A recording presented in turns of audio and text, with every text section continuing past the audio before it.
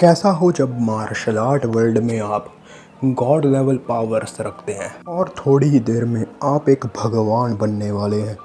पर जैसे ही आपको भगवान बनने का मौका मिलता है, आपको वहां से निकाल दिया जाता है आपके बुरे कर्मों की वजह से, और आपको एक ऐसे शरीर में डाल दिया जाता है जो कि किसी भी काम का नहीं। यही कहानी है आज के हमारे मेन कैरेक्टर की।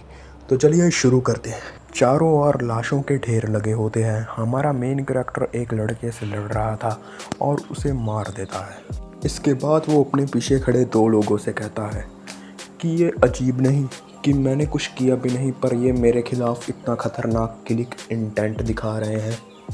पीछे से स्पेयर किंग और फिस्ट किंग कहते हैं, नहीं, तुम्हें इतनी छोटी चीज़ों के बारे में सोचने की ज़रूरत नहीं।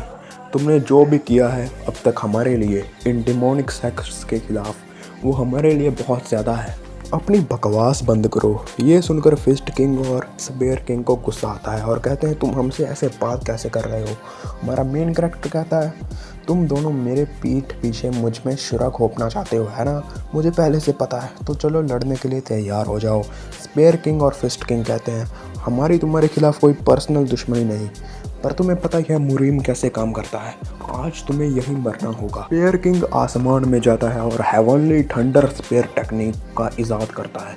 इसके बाद वो हमारे मेन कैरेक्टर के ऊपर अटैक कर देता है, पर हमारा मेन कैरेक्टर अपने एक ही हाथ से उसके स्पेयर को पकड़ लेता है और कहता है, तुम बस ये बकवास करना ही आता है। इसके बाद वो फिस्ट किंग के लगातार हो रहे मुक्कों से भी बच जाता है और कहता है, ये कुछ ताकतवर था। इसके बाद वो दोनों कॉम्बाइन अटैक करते हैं, पर इससे भी हमारे मेन कैरेक्टर को कुछ नहीं होता। लड़ाई चलती जा रही थी और वो दोनों थक गए होते हैं, पर हमारे मेन कैरेक्टर में थकावट का 1% भी नहीं था। वो कहता है, तुम दोनों से लड़ने में तो कोई मज़ा नहीं आ रहा, पर उसका ध्यान अपने हाथ की ओर जाता है जहाँ पे उसे छोटा सा स्क्रैच लगा होता है। वो चीख चीख के कहता है कि तुम दोनों ने इस सुप्रीम वन की बॉडी के ऊपर स्क्रैच डाला, अब मैं तुम दोनों को छोड़ूंगा नहीं, अब मैं सीरियस होने वाला हूँ। इसके बाद वो अपना ब्लेड बाहर निकालता है और एक ही स्लैश अटैक में उन दोनों के आधे आधे टुकड़े कर देता है। इसके बाद 10 साल बाद का सीन दिखाया जाता है जहाँ पर वो हमारा मेन कैरेक्टर हेवनली लेवल तक अचीव कर चुका होता है और अब ह्यूमन रैलम में उसके पास अचीव करने के लिए कुछ नहीं था।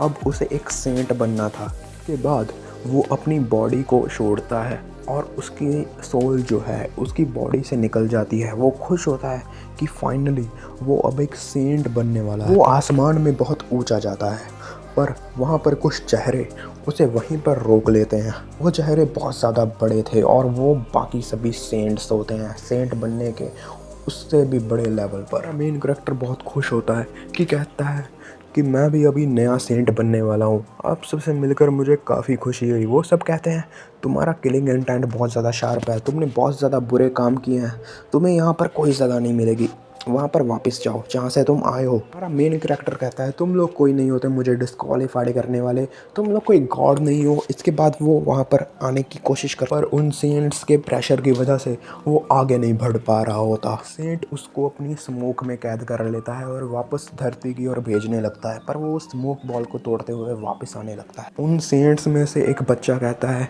कि मैं आपकी मदद करता हूँ इसे वापस भेजने में।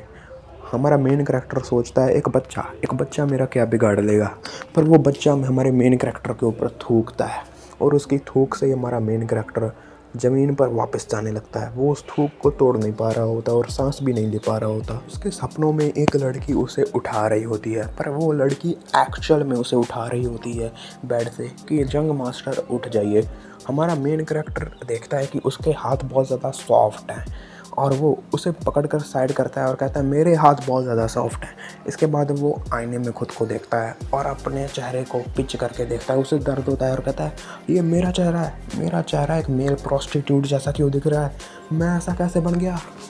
वो वहीं पर रोने लग जाता है क्योंकि उसे ये बॉडी नहीं चाहिए थी, पर उसे ज़बरदस्ती बढ़ा दी गई होती है। सेंट्स ने कहा था कि अगर तुम अच्छे कर्म करोगे तो हम तुम्हें वापस आने देंगे। हमारे मेन कैरेक्टर को उन सेंट्स के ऊपर बहुत ज़्यादा गुस्सा आ रहा होता है, पर वो अब कुछ कर भी नहीं सकता था। वो उस लड़की से पूछता है कि मैं कहाँ हूँ, तो वो लड़की उसे बताती है कि आप नामगोम क्लैन में हैं, यहाँ के सेकंड यंग मास्टर हैं नामगोम गियोक।